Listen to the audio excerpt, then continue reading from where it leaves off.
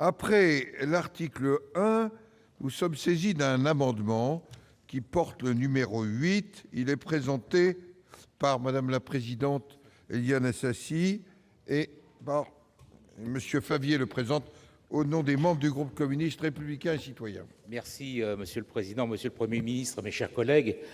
Sans du tout, bien entendu, remettre en cause en quoi que ce soit le besoin de se donner tous les moyens pour lutter contre le terrorisme, cet amendement vise à instaurer un véritable pouvoir de contrôle du Parlement. L'article 4 du projet de loi prévoit, et nous approuvons cette disposition, que l'Assemblée nationale et le Sénat sont informés sans délai des mesures prises par le gouvernement pendant l'état d'urgence. Je cite, « Ils peuvent requérir toute information complémentaire dans le cadre du contrôle et de l'évaluation de ces mesures. » C'est bien, mais cela reste, en tout cas à nos yeux, insuffisant, puisque limité en fait à un pouvoir de simple information. Le Parlement doit disposer, dans le cadre de ce pouvoir de contrôle, du pouvoir également d'interrompre l'état d'urgence, à nos yeux, au bout d'un mois. Sinon, mes chers collègues, que pourra faire le Parlement, qui est le seul représentant, je dirais, légitime de notre peuple, s'il désapprouve l'action du gouvernement? Il paraît donc raisonnable et conforme à la volonté de conférer un réel pouvoir au Parlement dans cette gestion de l'état d'urgence et lui donner donc cette capacité d'interruption au bout d'un mois. Bien, monsieur le rapporteur, quel est l'avis de la commission? Monsieur le Président, nous avons bien entendu le Président de la République, le Premier ministre, le ministre de l'Intérieur nous disent que cette guerre contre Daesh sera longue. Et je crois qu'ils ont raison, d'après toutes les informations que nous avons. J'avais un moment pensé que, au lieu d'autoriser la prorogation pendant 3 mois de l'état d'urgence, nous aurions pu directement inscrire dans cette loi 6 mois. Je me suis ravisé en pensant qu'un délai de 3 mois renouvelable permettait au Parlement d'exercer tout son contrôle et imposer au gouvernement, s'il y a lieu, de revenir devant lui en justifiant les raisons qui pourraient imposer une nouvelle prorogation, voire plusieurs nouvelles prorogations de l'état d'urgence. Ce ne serait pas la première fois, d'ailleurs, que l'état d'urgence est appliqué pendant une durée assez longue, à laquelle je ne veux pas donner de limite aujourd'hui. Alors, cette proposition que vous faites va un peu dans le sens dans lequel j'ai moi-même évolué en examinant le projet de texte. Mais elle va tellement dans ce sens qu'à mon avis, elle y va trop loin.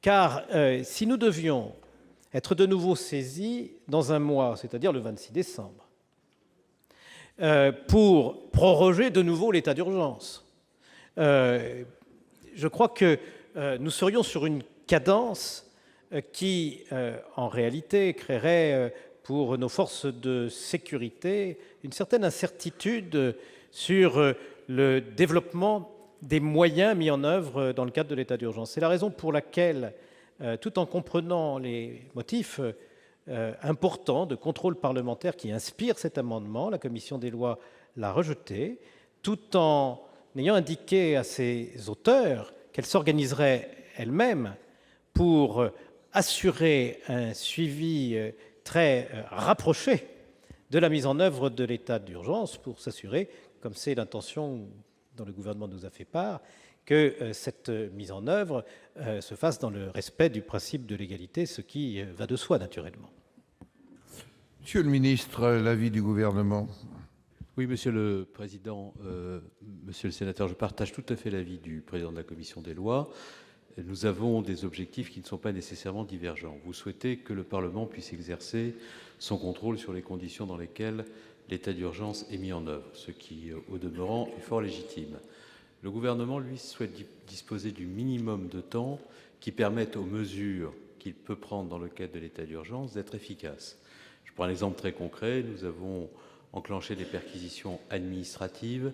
Ces perquisitions administratives, la nuit dernière, ont permis de saisir dans un certain nombre de villes, dans un certain nombre de quartiers, des armes longues, des armes de guerre, des armes de poing. et de saisir ces armes parfois à des individus qui étaient en lien avec une mouvance ou des acteurs pouvant contribuer à la commission d'actes terroristes. Donc nous avons besoin d'un minimum de temps pour déployer ces actions. Et en même temps, le contrôle du Parlement doit s'exercer là où nous avons besoin de l'efficacité. Et c'est la raison pour laquelle il y a l'article 4-1 qui permet au Parlement à tout moment de demander au gouvernement de fournir des explications sur les conditions dans lesquelles il met en œuvre les mesures de l'état d'urgence. Donc ce qui préside à la présentation de votre amendement, proposant le raccourcissement à la durée d'1 mois de l'état d'urgence, est satisfait par l'article 4-1 qui correspond très exactement à l'esprit de votre amendement. C'est la raison pour laquelle je vous propose, votre préoccupation étant satisfaite, de bien vouloir retirer votre amendement.